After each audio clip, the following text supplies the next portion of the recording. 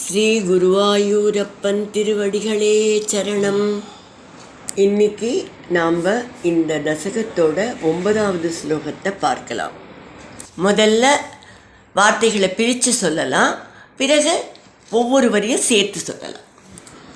விபுத்ய சத்வம் ஜலகர்பசாயின் விபுத்யசத்வம் ஜலகர்பசாயின் விலோக்ய லோகான் அகிலான் பிரலீனான் விலோக்ய லோகான் அகிலான் பிரலீனான் தேஷ்வேவ சூக்ஷ்மாத்மதயா நிஜாந்தः தேஷ்வேவ சூக்ஷ்மாத்மதயா நிஜாந்தः ஸ்திதேஷு விஸ்வேஷு ததாத திருஷ்டிம் ஸ்திதேஷு விஸ்வேஷு ததாத திருஷ்டிம் விபுத்ய சத்வம் ஜலகர்பசாயின் விலோக்ய லோகான் அகிலான் பிரலீனான் விபுத்யசத்வம் ஜலகர்பசாயின் விலோக்ய லோகான் அகிலான் பிரலீனான் தேஷ்வேவ சூக்ஷ்மாத்மதயா நிஜாந்தः ஸ்திதேஷு விஸ்வேஷு ததாத திருஷ்டிம்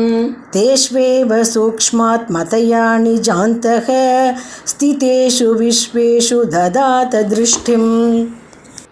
இப்போ இந்த ஸ்லோகத்தோட வார்த்தைகளை பிரித்து அர்த்தத்தை பார்க்கலாம்.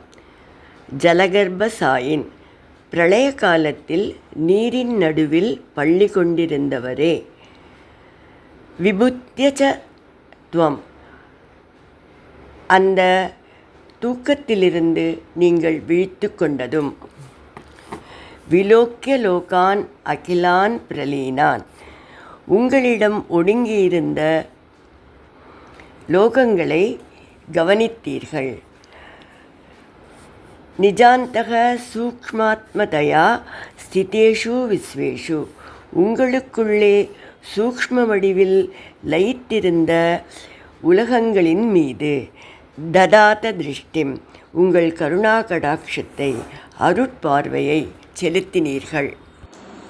இப்போ இந்த ஸ்லோகத்தை முழுவதுமாக பாராயணம் பண்ணி இதோட முழு அர்த்தத்தையும் பார்க்கலாம்.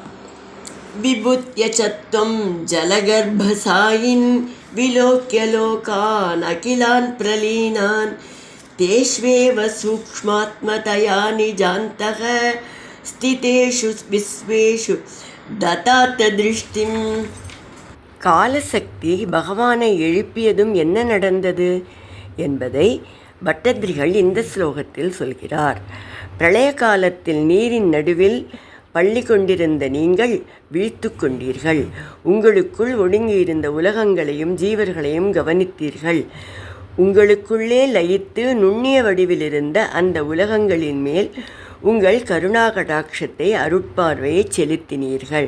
அதாவது 2 விஷயம் இங்கே சொல்கிறார். ஒன்று, காலசக்தி எழுப்பினதும் பகவான் விழித்து கொண்டார்.